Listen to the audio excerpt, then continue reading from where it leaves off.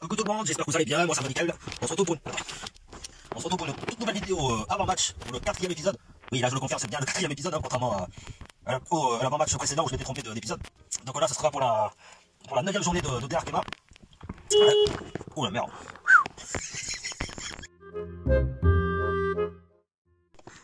Coucou.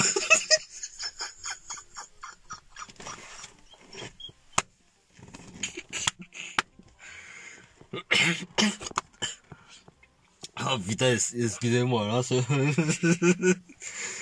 Oh merde.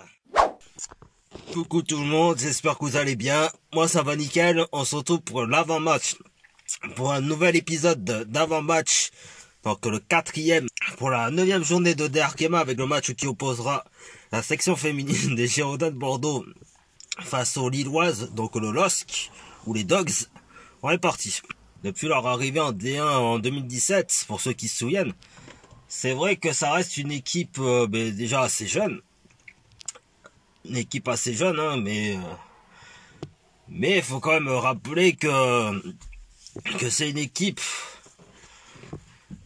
qui a eu un parcours assez atypique, parce que c'est quand même l'équipe qui a réussi à tenir tête aux Lyonnaises, surtout en Coupe de France. Donc oui, qui avait réussi à tenir tête les Lyonnaises en Coupe de France, je crois que c'était en demi-finale ou en finale, un truc comme ça.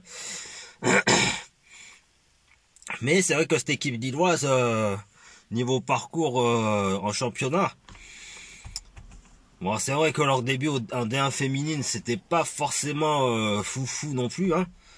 Il y a eu un maintien la première année, mais la deuxième année, elles étaient redescendues en 2e division. Mais franchement, cette équipe lilloise, je me méfierais, parce que bon, voilà, c'est des jeunes joueuses, certes, mais qui aujourd'hui, enfin, en ce début de championnat, bon, ça a peut-être mis du temps à se mettre en route.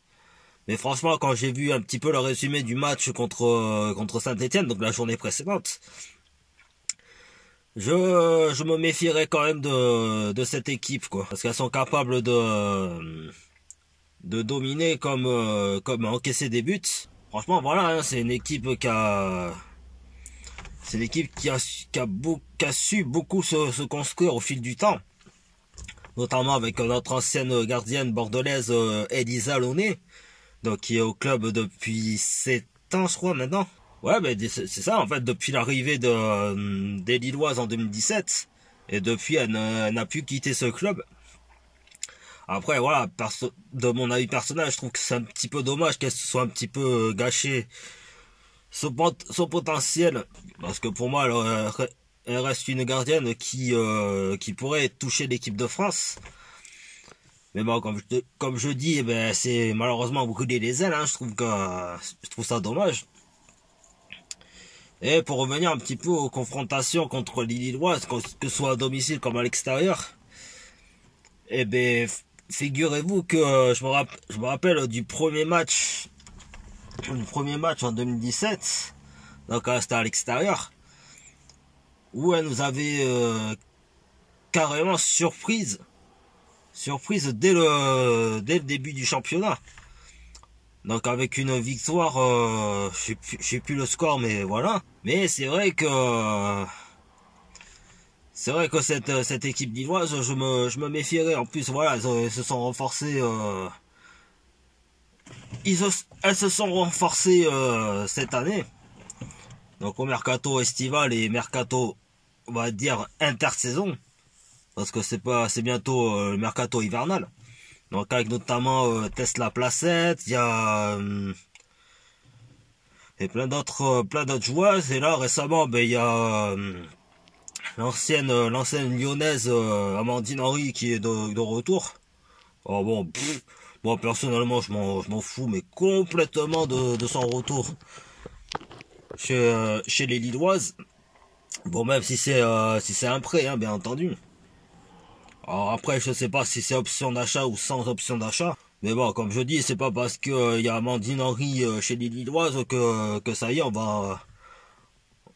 on va rester de marbre face à elle, hein. On va se battre jusqu'au bout pour éviter de rester sous la zone rouge. Montrer à ce cher monsieur Lopez que la section féminine, pour moi, à l'heure actuelle, a un peu plus d'importance que les mecs. Parce que franchement, depuis quand même 9 ans de projet, c'est quand même une équipe qui a, malgré toutes les embûches qui se sont dressées vers elle, elles ont toujours su relever la tête. Et voilà, faut montrer à monsieur Lopez.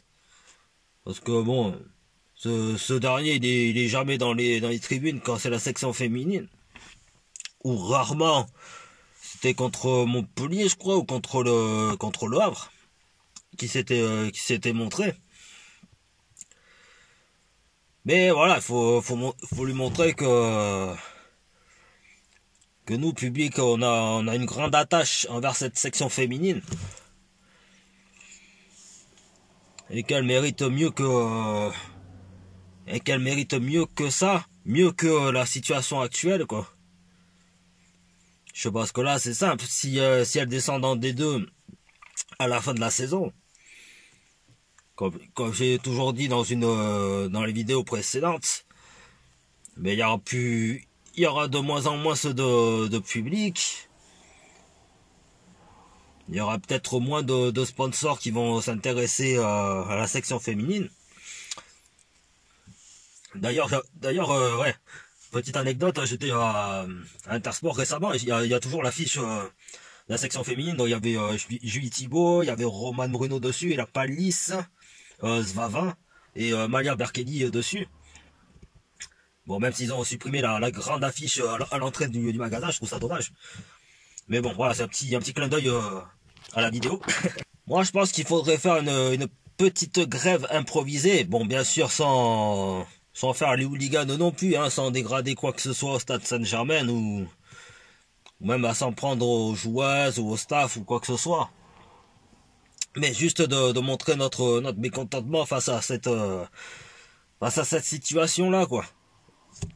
Donc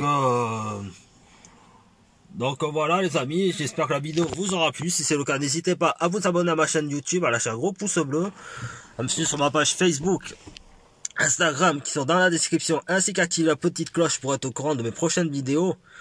Donc la vidéo sera le presque vlog contre les Lilloises, hein, bien entendu pour la 9e journée. Et puis voilà, hein, si vous voulez faire grève, il faut faire grève, hein. Enfin, je pense que j'ai ma petite idée pour samedi là. Mais je vous en dis pas plus. Allez, salut, bye bye. Et allez Bordeaux!